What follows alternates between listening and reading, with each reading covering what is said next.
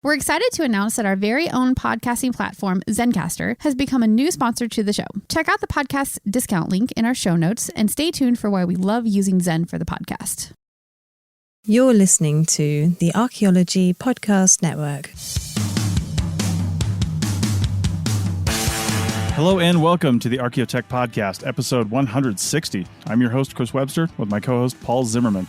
Today we talk to Dr. Jarrod Burks about his work with geophysical detection of archaeological sites and features. Let's get to it. All right, welcome to the show, everybody. Paul, long day for you today, huh? Oh boy, has it ever been. It started out today. We had to literally move a tree out of the way on the path we were on. Then we did a lot of bushwhacking, and then we backed out and went ridgetop to ridgetop. And so it's just been going and going and going. Our last little jaunt out, it took us 45 minutes on terrible 2-track just to get back to the mining hall road. And that's still a ways out. So yeah, we had a long day, but it looks like it's going to rain over the next couple of days. So we figured we'd do longer day to day, expecting that we'll have short days, for the rest of the project.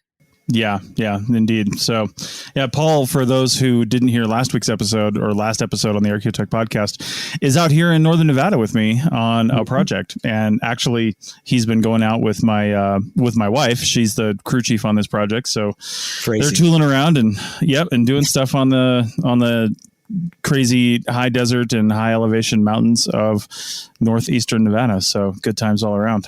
Yeah, it's been a great learning experience, but wow. Yeah.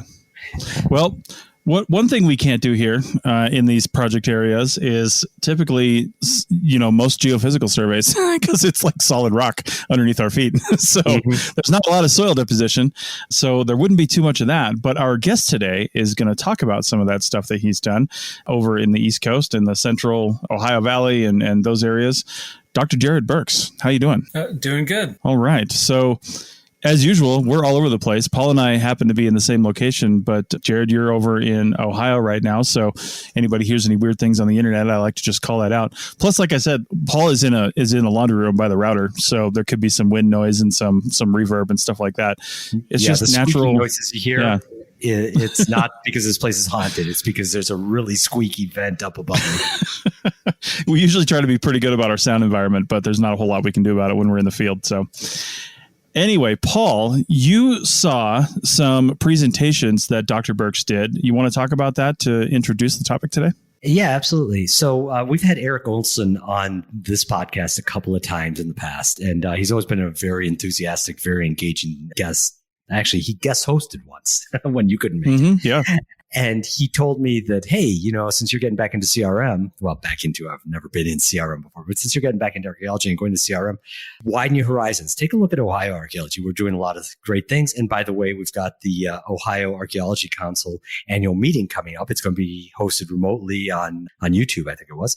It's certainly some of the discussions are now posted on YouTube, and we'll put that link in the notes afterwards. And as it worked out, I actually could watch a little bit of it. One of the presentations I watched was Jarrod Burks's, where he was doing magnetometry surveys of great circles, if I recall. It's archaeology that I'm not particularly familiar with. It's some terminology that I am familiar with, but not the area, not the region. But what I was really, really impressed with was just the clarity of the magnetometry that you're getting. Much better than anything I'd seen before. And so I said, hey, I have to, we have to have him on. We have to discuss what he's doing and why he's doing it and how he's doing it, because I think this would be of interest to our listeners. So yeah, that was the genesis of this. So let's kick this off. And Jarrod, can you tell us and our audience, for those that might not be familiar, because I work a lot in the West, and to be honest, there aren't a lot of geophysical surveys that happen in a lot of the high desert areas of the West. So some of our audience may not be aware. What is a magnetometer survey? I did this back in college and grad school, but just give us a little primer on magnetometry. Well, a magnetometer detects the Earth's magnetic field, so it's pretty simple in that regard. It's a passive instrument, doesn't emit any kind of transmissions. So you carry it back and forth across the site while it automatically logs readings. And what we're looking for are kind of small area changes in the Earth's magnetic field that might be associated with archaeological features. In particular, the magnetometer is pretty good at detecting burned things, accumulations of topsoil in pits that have been dug into clayey subsoil. It's also quite good at detecting iron objects. Maybe too good, especially those pin flags everybody uses to mark their shovel test locations. Yeah. Do you know much of the physics behind this? Because I'm curious. I don't remember from grad school how a magnetometer that's detecting small changes in the Earth's magnetic field. How does like disturbed soil or like a burn feature affect the Earth's magnetic field? That's a good question, and I do know that part primarily because I'm an archaeologist, and that's the kind of stuff we dig up. So there are different chemical reactions in topsoil versus subsoil. And as long as there is some iron present, some, various iron minerals present, like hematite and magnetite in particular. And there's a third one called magmite, and that's the most magnetic one. So these three minerals in particular, because of the oxidation and other things that happen in that topsoil zone, they kind of cycle back and forth amongst, they change back and forth. And there are certain processes that happen. And some of this stuff is kind of unknown and it's, still under study, but even bacteria get involved in the process. And these minerals transform into the more magnetic types, making that topsoil more magnetic versus what's going on in the subsoil where there's less of that transformation happening. So there's just this natural increase in magnetism or magnetic susceptibility, in the topsoil. The burning bit is kind of similar to that, but there's an added element, and that is if these minerals are present and the temperature of the fire gets above a certain point known as a Curie point, it's something like 600 degrees centigrade or so, then those minerals, the magnetic signature, let's say, of those minerals kind of gets released, and it points toward the most magnetic thing, which is often the Earth's North Pole. And then when the temperature cools down, they get stuck pointing in that direction.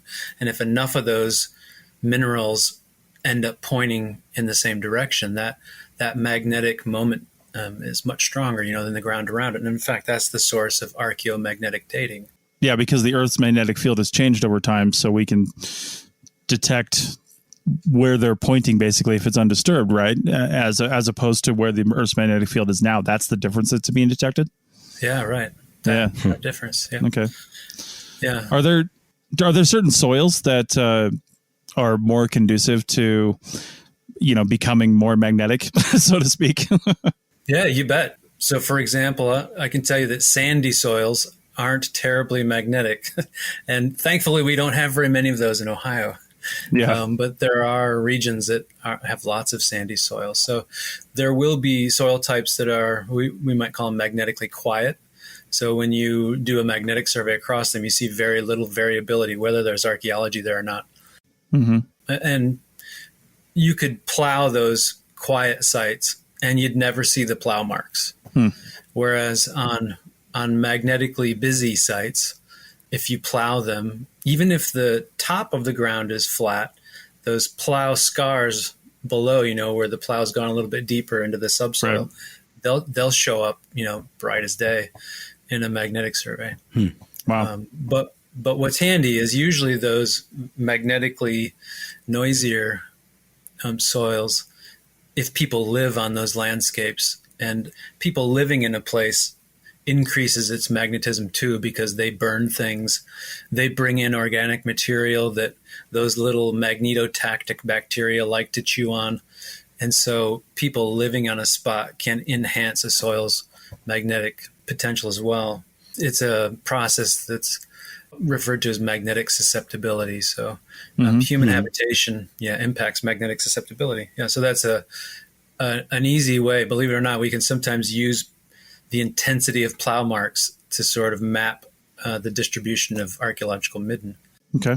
So you're not just looking, though, from your presentation, and actually there's the previous year's OAC presentation on YouTube, which we'll also link in the show notes.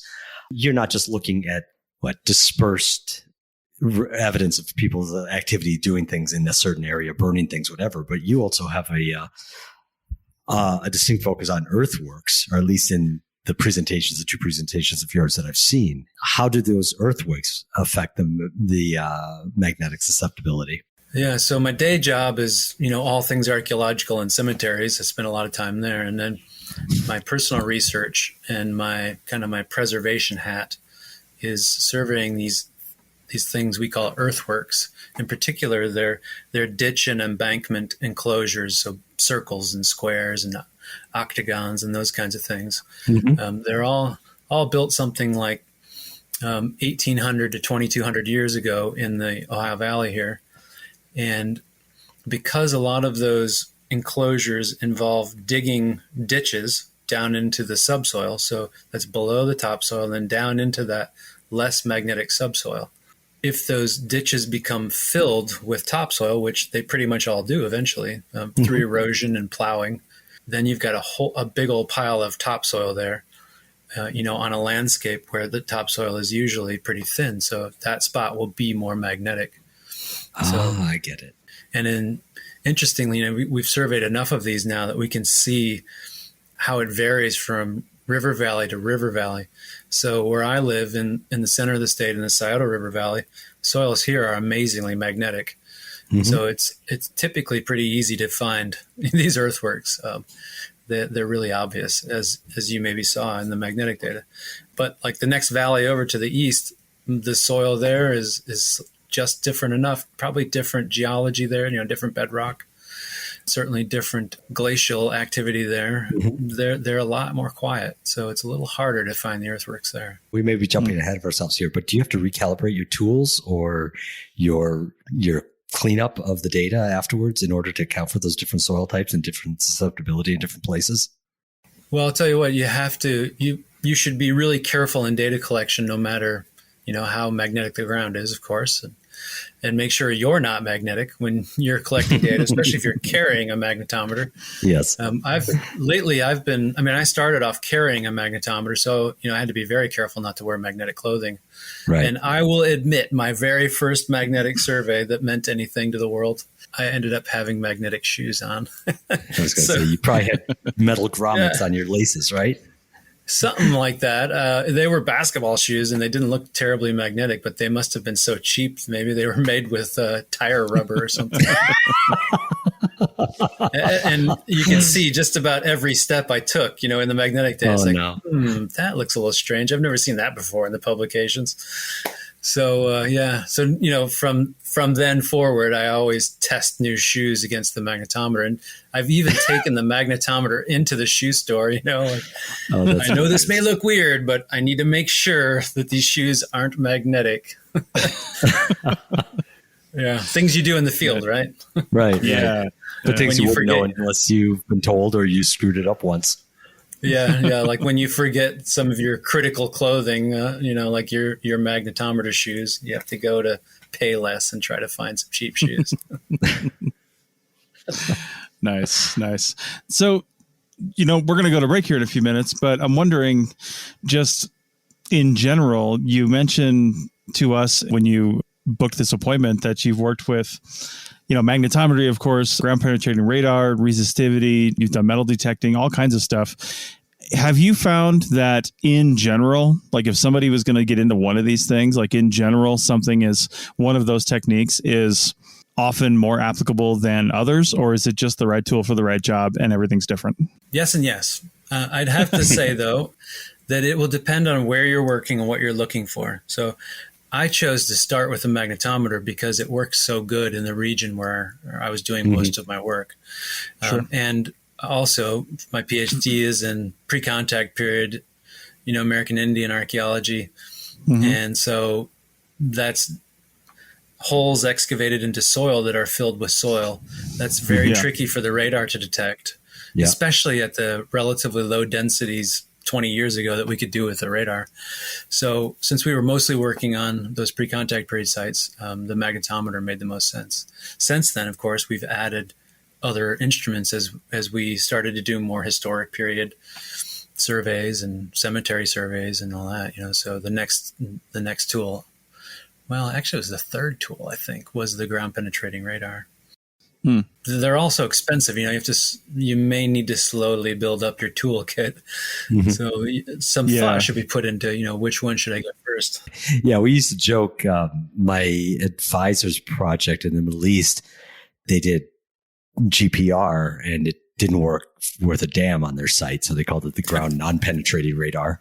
But then they did magnetometry with some good results. And then another one of my cohort, another project they worked on, they tried the same thing and it was entirely the opposite. The GPR was great and the magnetometry was awful. So there was soil types and the architecture that they were looking for and so on. But tool for the job, I guess, is important.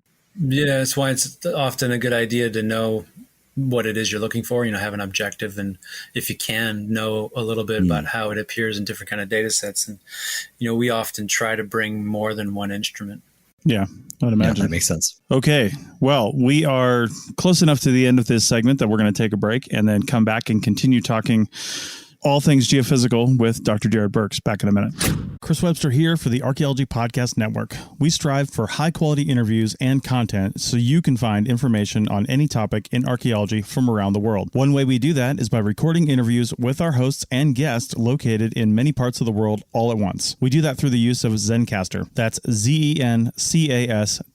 Zencastr allows us to record high-quality audio with no stress on the guest. Just send them a link to click on, and that's it. Zencastr does the rest. They even do automatic transcriptions. Check out the link in the show notes for 30% off your first 3 months, or go to zencastr.com and use the code Archaeotech. That's ARCHAEOTECH. Looking to expand your knowledge of X-rays and imaging in the archaeology field? Then check out An Introduction to Paleoradiography, a short online course offering professional training for archaeologists and affiliated disciplines. Created by archaeologist, radiographer, and lecturer James Elliott, the content of this course is based upon his research and teaching experience in higher education. It is approved by the Chartered Institute for Archaeologists as 4 hours of training. That's in the UK, for those of you that don't know. So don't miss out on this exciting opportunity for professional and personal development. For more information on pricing and course structure, visit paleoimaging.com. That's PALEO imaging.com, and look for the link in the show notes to this episode. Welcome back to the Archaeotech Podcast, episode 160, and Paul and I are talking to Dr. Jarrod Burks about geophysical surveys and all kinds of things that he's done. One of the things that you sent us over is you've done a lot of geophysical survey in the CRM industry in Ohio. Is that where your day job is, or you work for a CRM company or a CRM firm? Yep. Yeah, that's my day job. It has been for about 20 years. Wow. Well, there you go. And that's really cool because, as I was saying earlier, I've worked in the Southeast. I've actually worked in Ohio, worked in the Northeast, but worked mostly in the West. No, I've worked in the Southeast and Ohio. Okay. It depends on the conference you're attending, right? That's true. But anyway, so I've worked all over the country, but I've worked mostly in the West, and to be honest, in the Intermountain West of Nevada and the mountains of California. And there's just not a lot of CRM firms doing geophysical surveys in those types of environments for, good reason.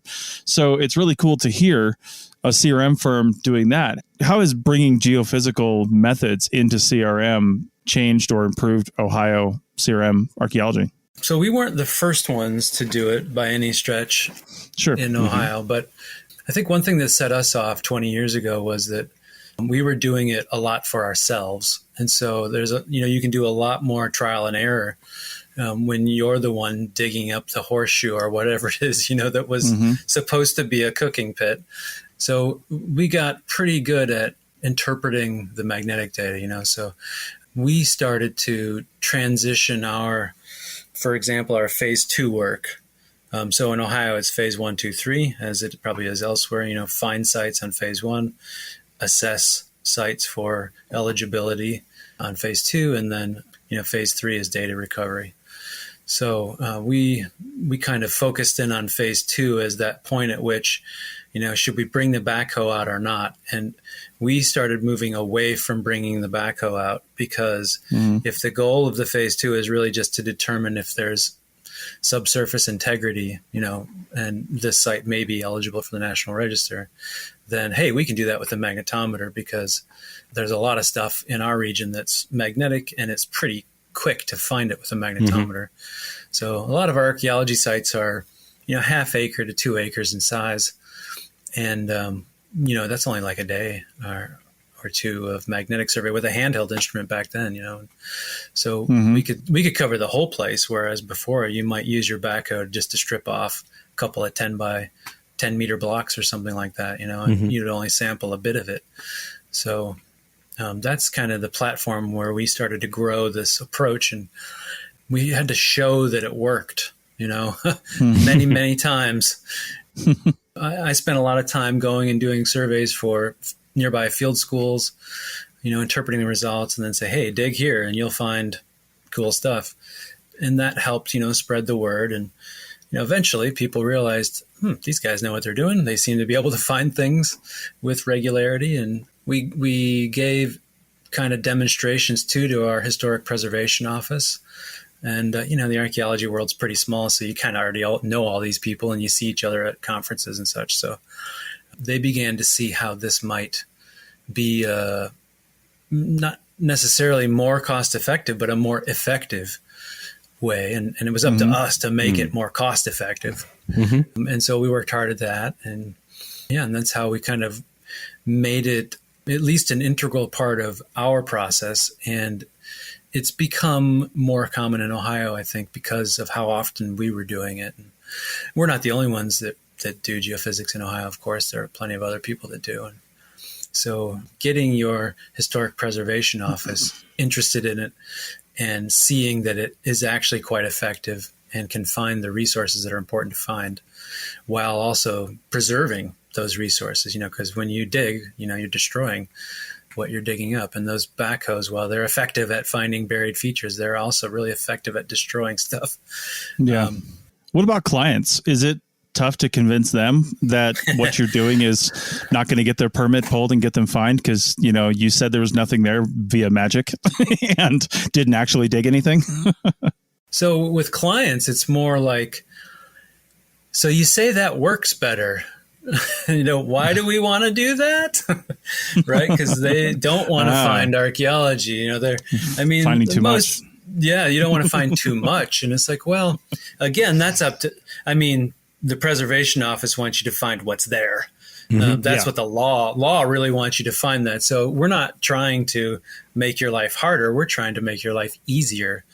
So in fact, that's a really good question because we've had to, before, even in Ohio, when we first started, it's like you find a feature, it's like, oh my God, shut it down. This site is eligible for the National Register. You better change your plans. And now it's like, well, okay. If this is decent enough archaeology for us to be doing a geophysical survey on, there's probably going to be some features here. So we'll find them and then we'll assess whether or not they're all eligible for the National Register because, in fact, there are millions of features in the state of Ohio and other places. And, not every single post hole or little pit feature is going to make a site eligible, if you know what I mean. What? I know. It's so sacrilege. People have lived in Ohio for a while. Yeah, there have been a lot of people who have lived here over the years, and they really have liked digging into the ground, and they've left quite a record behind. And in some cases, and I think one of you said that you'd worked in Ohio, so that there's just flint knapping debris everywhere because there's so many toolstone sources here that it's hard to not find it. In every shovel test on a project, sometimes it seems. That doesn't mean that there are subsurface features, on a site like that. So that's another thing we say is like, sometimes you can get the wrong impression from the plow zone assemblage. It may suggest that this site is amazing, but in fact, there's like nothing left of it underground, or there never was anything there. So that's the kind of thing we can help puzzle out pretty quickly with geophysical survey. Okay. Right. So nice. I just want a little more detail on, you said cost effective, and cost effective, one is who's paying the cost, but another part is there are different ways you can measure it. Can you do more in a certain amount of time? Can you do a certain parcel faster, or can you do it with more detail? Which way, or do all three of those ways apply with what you mean by cost effective? Yeah, it's all those things. So, we often say, well, what happens if you inadvertently find something and then you have to stop once you've got, the really expensive construction people there? You don't want that to happen. So I'm not sure that ever happens in any universe that we know, but it's supposed to happen, right? If they inadvertently find things, they're supposed to stop and tell someone. It's certainly a fear from the developer standpoint. Yeah. So if we can find all that stuff ahead of time and help them avoid it or whatever they want to do, then that's got to be cost effective, because we're probably the least expensive part of what they're going to be doing, right? That road or that big building they're going to build is way more expensive than the archaeology. So if we can help them, avoid delays in the expensive part of their project, then surely that's got to be cost effective for them. But also, we want to make the archaeology process cost effective in and of itself. And so if we can do that faster, or if we can do it with fewer personnel, obviously those are ways to help keep costs down, or if we can avoid bringing the backhoe out, because, backhoe operators make more money than we do. So if we can avoid bringing the heavy equipment on site, unless you really need it to strip off an enormous area, then we can keep those costs down as well. So it's multifaceted. Yeah, I'm curious as to when you're doing this, and I'm not going to use phases because phases are defined differently across the country. But when you're doing, there's initial wide scale shovel testing survey, then there's, close interval, either shovel testing or test unit testing, and then there's full scale block excavation and some variations in between. What phase of those three things would you say you're using your geophysical methods on more? Initial survey, testing, or, pre full scale excavation? Yeah. Traditionally, it's the middle one, where you're trying to get a finer grain look at an archaeological site. You're trying to, really determine the distributional patterns of, within the midden, and around here, that's in the plow zone. You're also trying to locate pit features and other kinds of features, structures, and all that. So that's kind of getting a better sense of where stuff is. That's the middle part of this whole, chain of processes. So traditionally, we've done geophysics mostly at that point. But, I can think of places where it can be used in the third step, where data recovery, where you're digging large portions of a site. And of course, depending on which state you're in, that could be some sample of a site, or it could be all of a site. Yeah. And of course, it depends on the size of the site too. But imagine if you're only doing a sample of a site and you don't have a good sense of where stuff is on that site. You could blow your entire budget digging nothing, right. Which would be sad, because right next door, and this is the archaeologist's nightmare, 1 meter away is the golden idol that you missed, so to speak, the most important thing out there. Well, so that's one great thing about geophysical survey, is it can give you a whole lot more information that you can then use for sampling. Right. You're not just relying on an artifact distribution. No, the nightmare is that you find that idol in the bulk on the last day. Right. Well, that's just Murphy's Law of archaeology. That's going to happen no matter what, I think. Yeah. Sure. Yeah. So it can work for you at the phase, at the data recovery level, or the big excavation level, by helping you direct your limited resources on those big excavations, because you probably can't dig everything, but you want to get some kind of sample. So it not only finds archaeological features, but it tells you certain things about them. So for example, in a magnetic survey, like a cooking pit is likely going to be quite a bit more magnetic than, say, a storage pit. Because there's been a fire or extremely hot rock, or maybe there's igneous rock, down in the cooking pit, whereas in a storage pit, it's basically empty, except for it's been silted in or something, so you can begin to differentiate feature types using geophysical data. And that can really help you stratify, your sampling universe by saying, I probably don't want to dig 50 cooking pits and only one storage pit. Maybe I want to mix it up a bit, and since you know where they're all at, you can also say, well, I don't want to dig, I don't want to dig 20 pits right outside house 2. Maybe I should dig a few from house 1, 2, 3, and 4. however you want to do it. So that's kind of nice. It really helps with strategy and project planning, especially if it's done before, you do that kind of thing, right? So we've, for years, and I know probably everybody who does geophysical survey beats this drum, but, don't just tack it on the end of a project, because it's actually kind of expensive to just tack on the end. Build it in as part of the project. Then it will be more cost effective because it can guide the whole project, if it's done properly, of course. Sure. I think it's fascinating talking about the difference between storage pit and cooking pit, which gets to the point that you've been doing this. You know what you're looking at. You know what you're looking for. You have a certain amount of experience in interpreting the results of your survey. What's been your role in bringing geophysics to Ohio archaeology, and how do you use it on the regular? I mean, my role in bringing it is just doing a ton of it. So like I was just sort of negotiating with my wife. It's like, would you mind if I go out on Saturday and do some geophysical survey? Yes, I have an affliction. I can't stop doing it. But mostly because, it's like you guys with your podcast. I mean, this is show 160. Yep. You must be really excited about podcasting, just like I'm excited about geophysical survey. So you see that it has merit and that it brings information to people. And that's the same for me. I see this as an amazing tool, and I like to learn more about it as much as I can. And I like to show people how it could enhance the kinds of things that they want to do. So that's been traditionally how I've brought it to Ohio and beyond, but also I help teach it to others. The National Park Service has had a geophysics workshop for archaeologists since the 1990s. And I've been fortunate enough to be an instructor in that since the early 2000s. So it's not only a place where I learn about the latest techniques, which is kind of handy, but I can also teach, what I know to others and spread the love. Well, I will tell you, I wish somebody had told the company we were working for, my wife and I, the only project, I said I worked in Ohio. The only project we did was in Southern Ohio on the Rex East pipeline. And it was, I hear you, the laugh. Wait, did you say Rex East? Does that mean Eastern Ohio?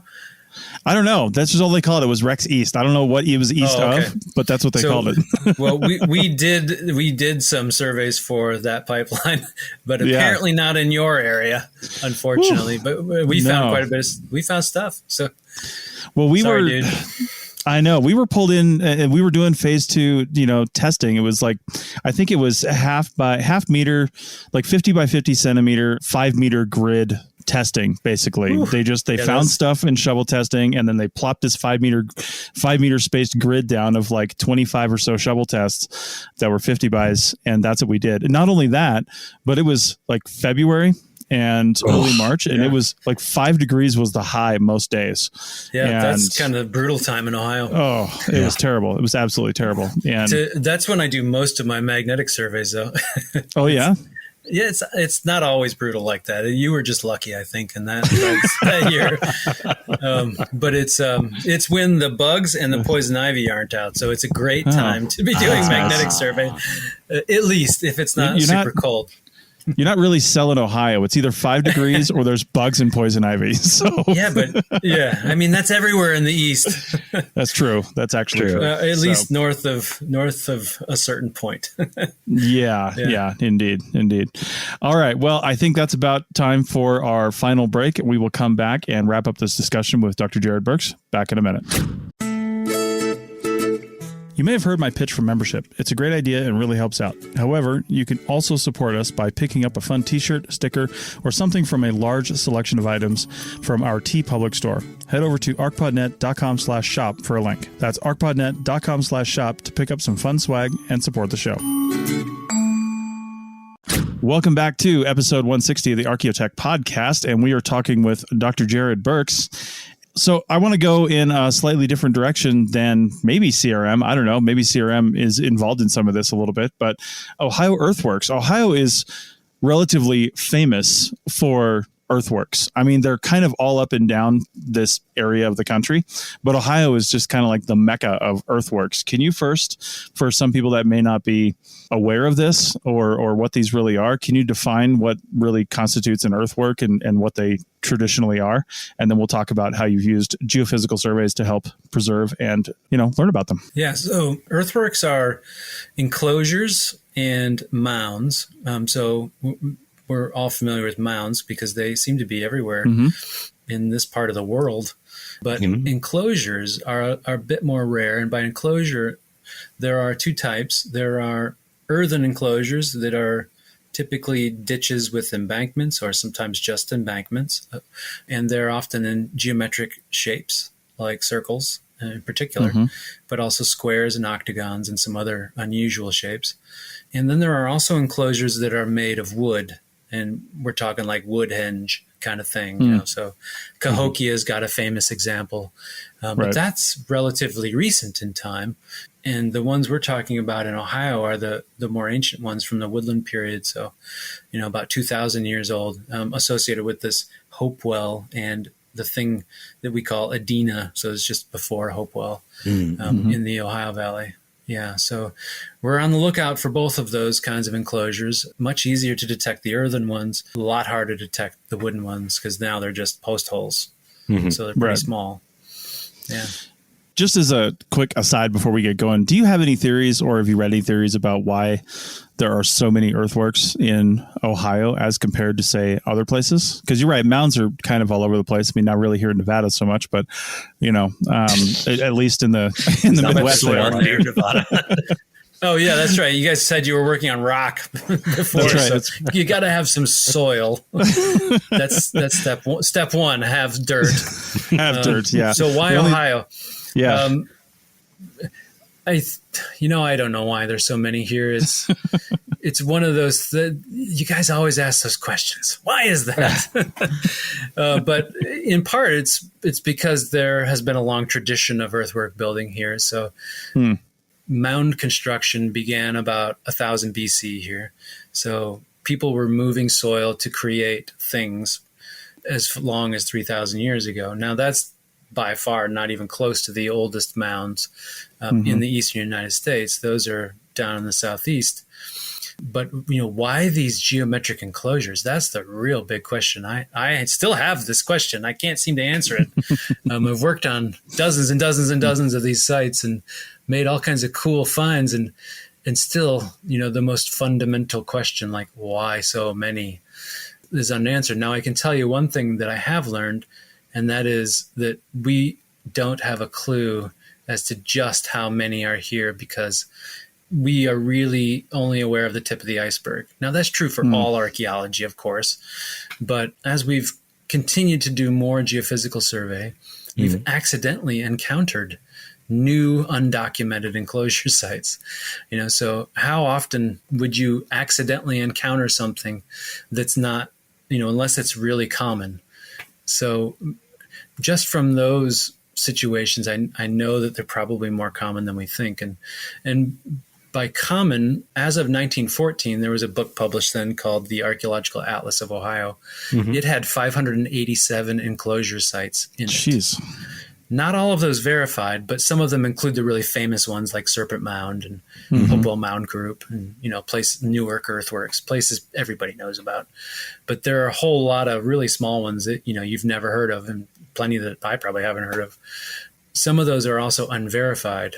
Somebody wrote in, part of the way they found out about sites was people wrote in postcards saying, I have a mound on my farm. And then they sent the postcard in the mail, to Columbus, and they logged it in. And a lot of those got verified, but plenty of them didn't get a visit from an archaeologist or somebody. So we don't actually know if they're for real, enclosures, but so many of those are. And unfortunately, they were compiled in this book, but this was in 1914 before anybody could really map their locations precisely or accurately, I should say. And they've since become lost because of the continued plowing. And many of them have been destroyed by all manner of things. what we also know is that there are a heck of a lot more out there that have never been recorded. And some of my colleagues have been systematically examining aerial photographs, for example, USDA photos, kind of like we should probably be doing on all CRM projects. And new ones that we didn't know about have been popping up because, hey, nobody's actually done that before in Ohio, believe it or not. And lo and behold, I think he's found several dozen of these, obvious ones and then some suspicious ones. So the presentation that Paul mentioned seeing about this great circle that I talked about during the Ohio Archaeological Conference Council meeting, that was a new find by this fella. His name is David Lamp. And we were kind of working together a bit. He was really geeked up about examining these aerial photographs. And so he would buy like a county's worth of these USDA photos from a particular year. And then after his kids would wind down and go to bed, he'd start looking at them systematically, one after the other, And often like at about 11 at night, I would get a text from him, like ping on my phone goes off, and I look at it and there's a photograph of his computer screen and there's a little circular thing on it. And he's like, I think I found one. And, that went on for a couple of years. And I really, really enjoyed that period, when he was making these discoveries. And because then my role was to sort of learn more about them and then see if I could get permission to go survey them. And that's a real hard part, as you probably know. Getting access to private property can be challenging. But I actually wanted to ask you about that. Yeah, that big circle was one of his finds, and we eventually got permission. Yeah, to survey it. And you were talking about going out and work in winter because you don't have these obstacles. One of the major obstacles you would have, it seems to be crops. Yeah, right. Crops, which implies that you're working on farms. And I wanted to ask you specifically, how do you actually go about getting permission to get on people's private property in order to survey them with your equipment? It's challenging. You have to convince people often that we already know it's there. So it's no great surprise to the world. We can show that it's there in an aerial photograph. So we can register this with the state without whether we go survey or not. But also, people are mostly worried that the government is going to take their land because something so amazing, has been found there. And sure, these things are amazing, but the government's really not that interested in taking people's property. So it's largely an academic exercise, us going out and surveying these things. And of course, our role is to get them registered with the state so that they're not inadvertently crossed by some pipeline or whatever, and inadvertently destroyed. So that's why we're doing it.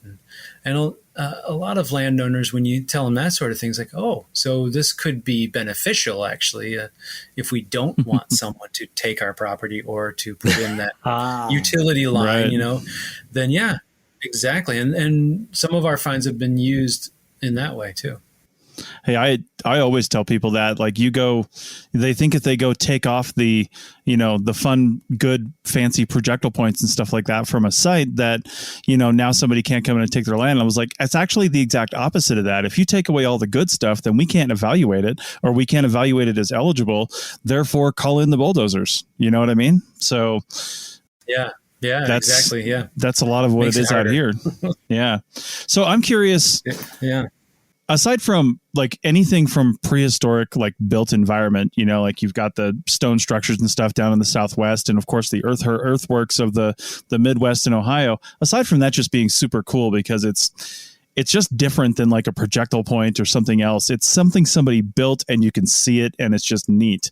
Aside from that, why the obsession with the earthworks? What else can you find associated with them? What are they indicative of, or is it a number of things? Is it just all kinds of stuff? What do they usually tell you about what you could possibly find there aside from the earthworks? To get to the obsession question, one of the reasons I'm obsessed with them is because, right tool, right place, right time. Yeah.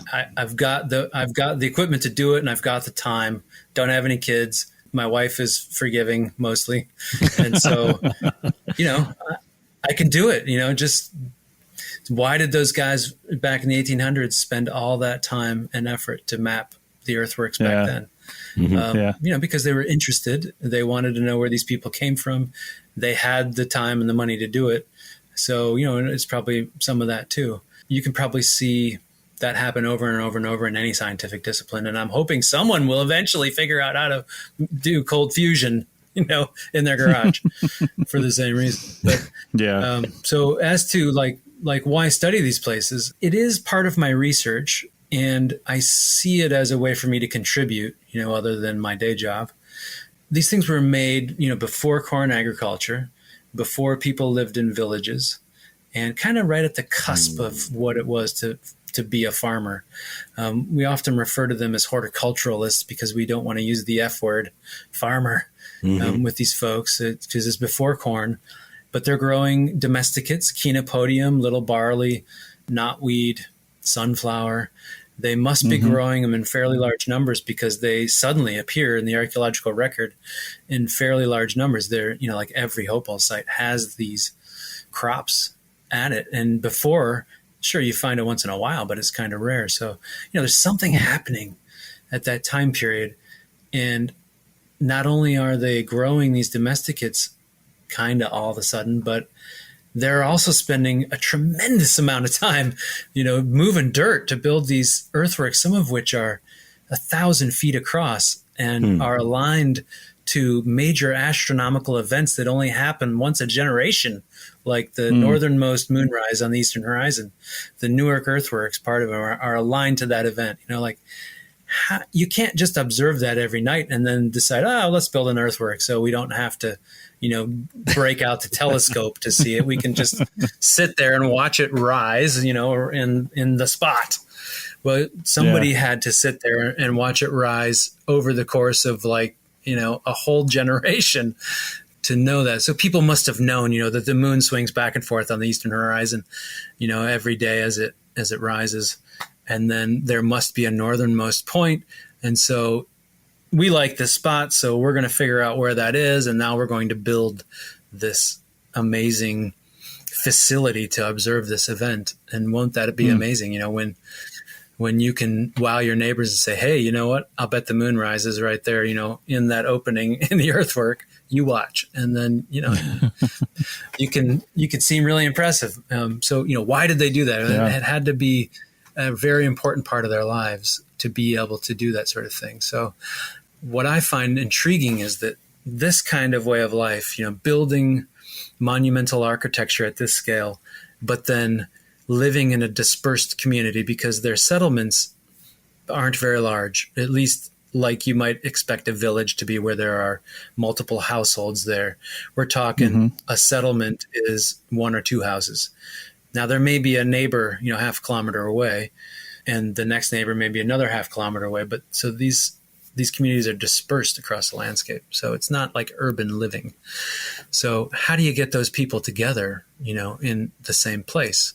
Well, it could be something like these earthworks are public meeting places. They're also burial grounds, and, they serve all these functions. And that kind of way of life, it just doesn't really exist today in any great number. It was a way of life that came and went. And so we really don't have opportunities to figure out, why people did what they did in those kinds of settings, except with these archaeological contexts, like these earthwork sites and these folks who built them. Cool. Yeah. So Jarrod, I can hear the enthusiasm as you're talking about these earthworks and what they meant societally. And so you're not just using the geophysical survey because it is cool whiz-bang technology, but you're using it to explore something that you like, these earthworks, recording them and hopefully preserving some of them. One of the projects you're involved with is the Heartland Earthworks Conservancy. Can you tell us a little bit about that and what you do with them? Yeah, so we're a small nonprofit. And by small, I mean, one of those all volunteer things. There's just a handful of us. And our mission has been, and we've been around since 2010. I helped found it, but the guy who founded it, the real heart and soul back then, has since passed away tragically from cancer. So we've had to sort of, take the torch and keep it going. And for me, it's always been the geophysical stuff because that's what I can do in the archaeology part. But we've always been about research at these places to learn more about them, educating the public about them because, these things are in their backyards, literally, often. and then trying to preserve some sample of them, because even though we have archaeological parks like the Newark Earthworks or Hopewell Culture National Historical Park or Serpent Mound, that's like 3 earthworks out of what are probably thousands, so I'd like to boost the sample a bit if we can. And so just accidentally, we discovered that these geophysical survey maps, especially when the earthworks are kind of obvious in them, people they really can identify with that because they can see it for themselves, what's underground. And you might walk across, one of the challenges with these places is they're really big. So even if they're well preserved and they have a topographic expression, it's hard to see them because they're 1,000 feet across sometimes. So you can't hardly see from one side to the other. But also, most of them have been plowed pretty flat. So what's left of them is below ground. So, but in these magnetic maps, it's like, wow, look at that. I can see it. And the other thing, too, is that we almost always find new things in the geophysical surveys when we go out and look at these sites, stuff that didn't appear in the old maps. That infects us with excitement, and people can hear that in our voices and see it when we give talks. And so they get the infection. We call it earthwork fever. And they just get really excited about it. So it's a nice way to engage the public and direct efforts to preserve this important cultural heritage that's all around us. Oh, that's fantastic. All right. Well, we are just about out of time, but this is a tech podcast, so I've got to get this one last question in here just in the last couple of minutes.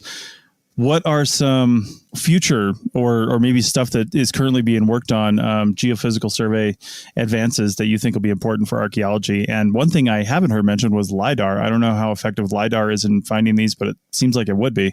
But what else have you seen that is coming down the line that could help you find more of these? Well, I want to say that LiDAR is, I didn't mention it because it's so darn common in Ohio that, the whole state was flown in 2006 or so. Really? And so it's just topographic data, right? So it's just really good topographic data.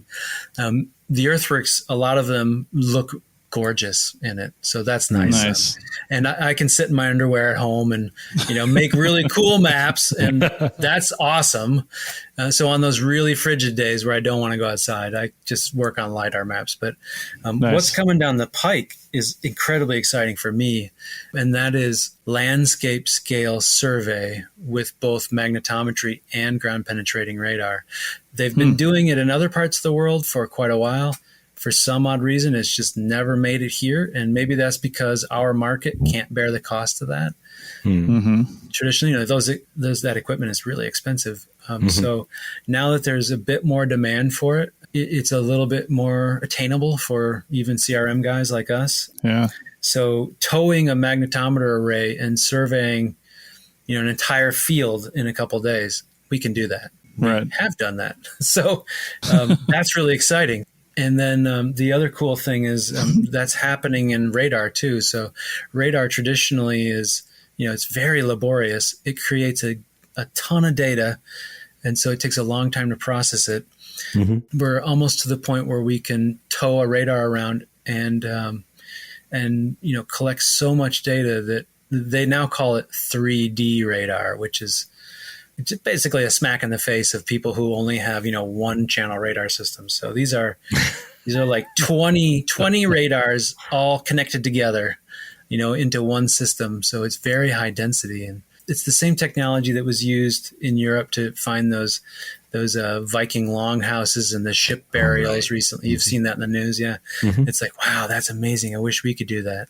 Well, we can. We're right at that point now where that's going to be possible here too. So I'm thinking that some big discoveries are going to come from that kind of technology when we start doing it as phase 1 level stuff. There's probably a lot of features out there that we just never find because there aren't a significant number of artifacts with them. Dr. Jarrod Burks, thank you so much for being on with us today. We really appreciate it. I'm going to wrap this up because Chris's internet connection just dropped. where it's really flaky up here. But this has been a very interesting discussion. And I really encourage our listeners to go and watch the YouTube video that we'll have linked, because again, it's some of the best magnetometry that I've ever seen. And it's exciting that you're tying it into historical preservation, into, your local environment in Ohio, all these things in teaching that really matter to me, and I'm sure to a lot of our listeners. So thanks for being here. Oh, yeah. Thanks for having me. It's been fun. All right. Take care.